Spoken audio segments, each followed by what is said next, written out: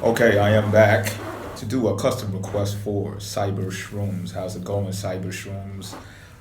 Cyber Shrooms is a Pisces sun with Mercury in Pisces, has an Aries moon, Mars is inside of Gemini, and Cyber Shrooms is a Gemini ascendant. Also has Aquarius in as an MC, which is the 10th house of career, with Venus in that placement as well. Okay, so let's get down to business. A Pisces sun, we all know what a Pisces is, visionary, creative, right? I'm gonna just label it as those two things for right now. Keep it type simplified.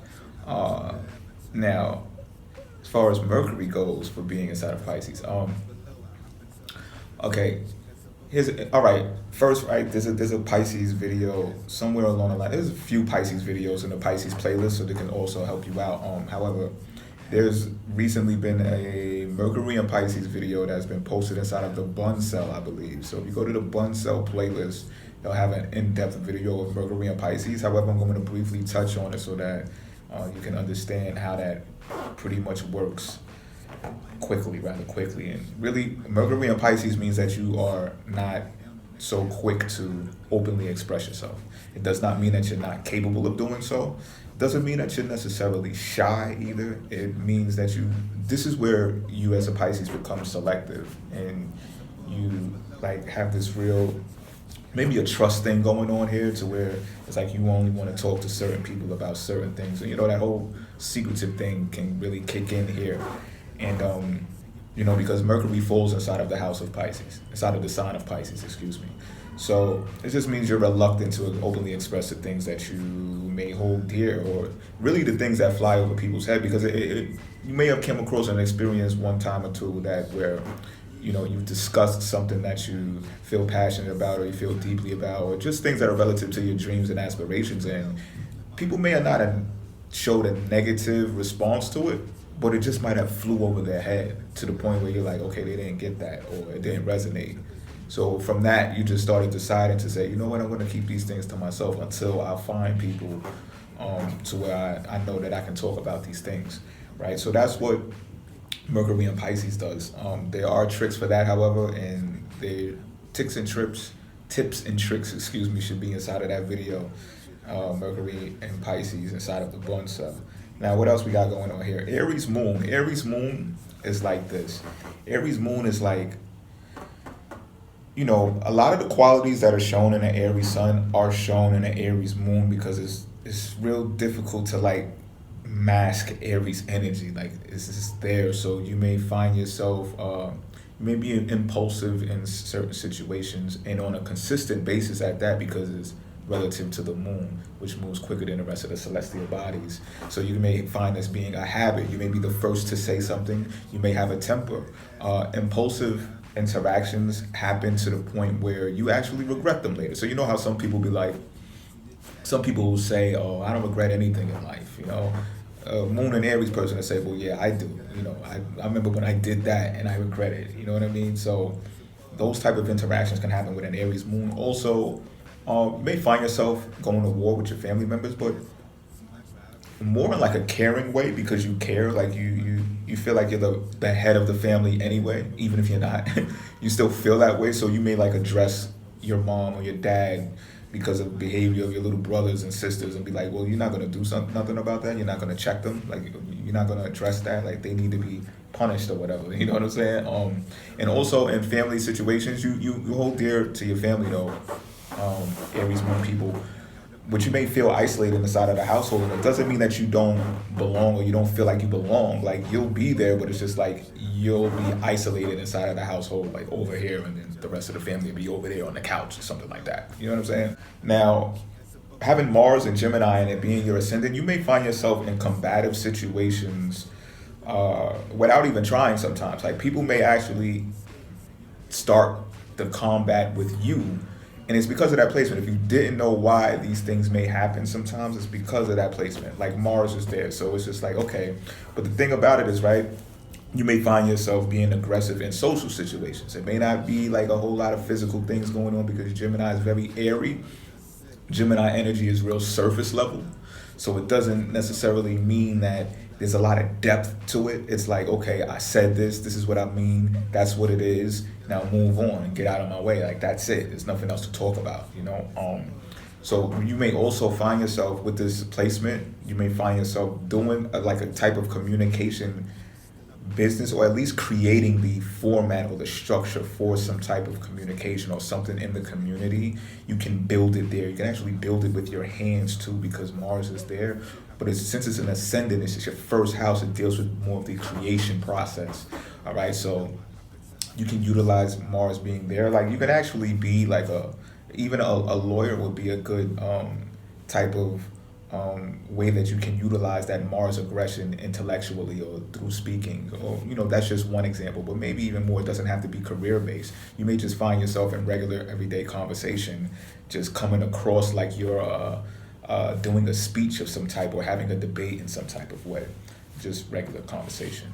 Now you know, as being an ascendant in Gemini, you know, that's your game phase, that's your filtering. So you may find yourself talking to a lot of people, but like even maybe in short spurts. And like what you're doing is like you're connecting people when you're doing it, sort of like in a Libran way. However, it's more to like gather ideas. It's not more about having people meet and agree on topics. It's more about, listen, this idea needs to be pieced with that idea in order for there to be community. So or union or unity, right? So it's like consolidate the ideas. Like it doesn't even matter if you guys don't get along. Like get along on this topic, get along on this idea. You know what I mean? And it could be like total polar opposites, as a Gemini is, but it doesn't matter to you. Like that's how you move. So yeah, as a matter of fact, yeah, that's definitely on point, because I'm just thinking about a Gemini ascendant that I do know, and they like do that often, and sometimes I just be like, man, that's not gonna work. But they try, and nonetheless, I give them credit for that. Now having an Aquarius as an MC, that's deep, right? And the reason why I say it's deep is because you have a Pisces sun. So that means Pisces is going to be in the 11th house, and you face a challenge here, and you face something that is beautiful as well. You just got to know how to maneuver it. I'm gonna deal with the challenge first. The challenge is Pisces is this way, right? Aquarius is this way. So you want to be moving towards Pisces. This is not, to degrade or take anything away from Aquarius. Trust me when I tell you this. Wherever your Pisces is, you want to move that way in order to advance. But see, the rebel inside of Aquarius may make you want to go towards the 9th house instead of going towards the 11th house, right? And you got to make, in case you want to deal with travel and things of higher education, like let the 9th house come to you. Stay in your element, which is in the MC, which is in the 10th house of career.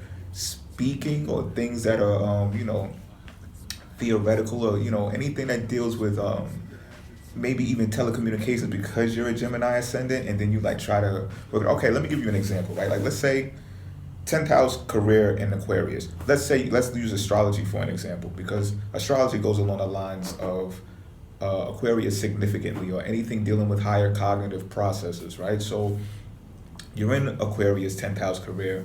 Let's say you work inside of an astrological building, or like a building that has media relevant to astrology, and you're like you're a switchboard operator. You're the receptionist and you work the switchboard. So you got Mars there being active as a Gemini ascendant at the desk, right? And you actually work inside of an astrological building. However, you're not doing the astrology thing. So you see where I'm going with this? It's like your 10th career in Aquarius, it resembles that. However, you're not actually in the throes of it like you should be, or like you want to be, or like your placement says that you are pretty much born to be. And it may be because you need to advance within this building, and you can definitely do so because there are movers and shakers in this building that relate to astrology. And astrology may be one of those things that you hold dearly, that you have been passionate about since a child. Like I said, in your dreams and aspirations that you may have kept to the side and only expressed to certain people because you have Mercury and Pisces, right?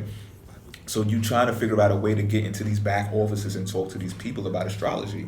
So you use your Aquarian energy, right? Of course, you take a lunch break, you go to the coffee room, you're speaking with the people who will come out of the offices, you're talking about astrology, you're waiting for something to click. You push, you're waiting for something to click, but something tells you, right, that there's still this void And it's the Pisces sun speaking to you like, we've got to fill this void. It can't be the Aquarius still trying to push the network thing to these people and it's not happening. Because Aquarius may just keep on doing it because they want to be social, you know, and they want to still work their 10th house career energy in here. Plus you got Venus here, which amplifies the love or the adoration for being communicative, right? So you may not know when to stop. You may be excessive. You may overdo it the same way that an Aquarius can overthink. So what happens here is Pisces sun is nudging you like, listen, I got dreams, I got goals, I got aspirations. We have to do something here. So this is where you got to remember that Pisces is in the 11th house. So 11th house actually deals with networks and friendships, right? And this is where the dreams come true. Your wishes and dreams come true in the 11th house.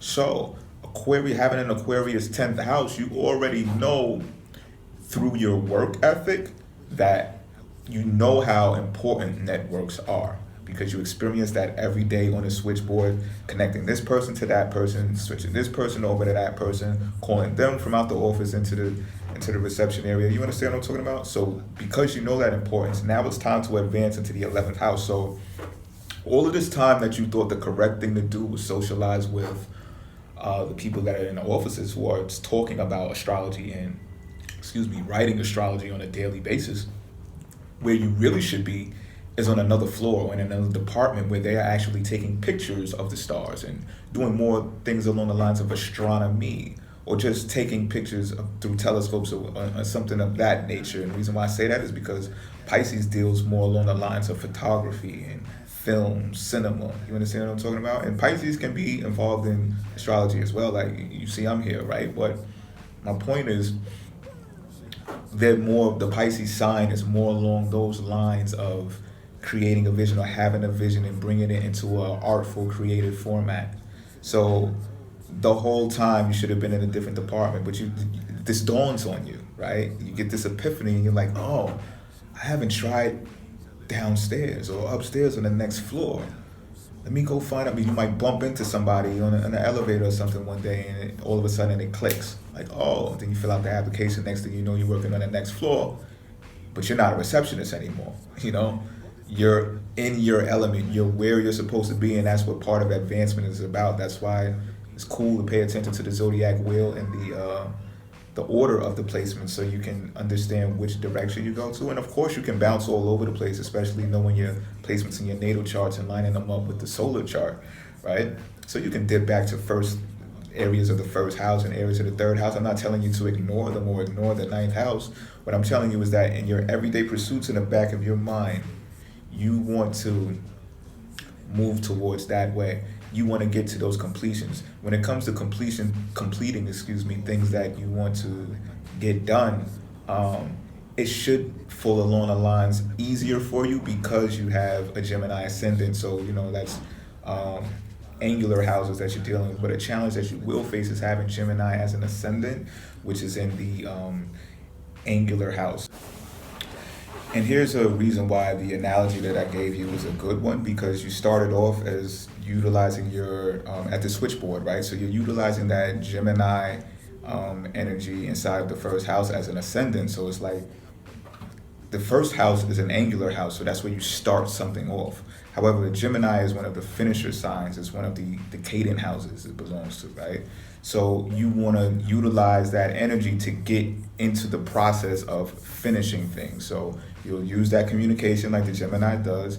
You'll consolidate ideas and networks or whatever the case may be, get people together, but you're doing it in the form of a third house community type thing. You understand what I'm talking about? So then when you're moving over towards Pisces, it's not going to be difficult for you because you're a Pisces sun, and Pisces is ruled by the 12th house. So you're trying to finish this thing, but you already know how to do it because you got your Gemini ascendant there starting it off. And Gemini belongs to those cadent houses. Gemini, Pisces are cadent houses, cadent signs, all right? So you'll be able to finish that thing, and when you get to where you want to go, you'll understand exactly what I'm talking about. You should happen to your avatar. Let's update each other's repertoire. As above, as below, I hop into her avatar. She has above average bra. Hop into that avatar. T's Madagascar. See my drive, they reply fast as a NASCAR. Caged in my cage for days and on now. She pleases, I refrain, jealous of Mary Jane, cause my aim is her mouth. No smoke in my face, don't play that in my house. So obey, okay,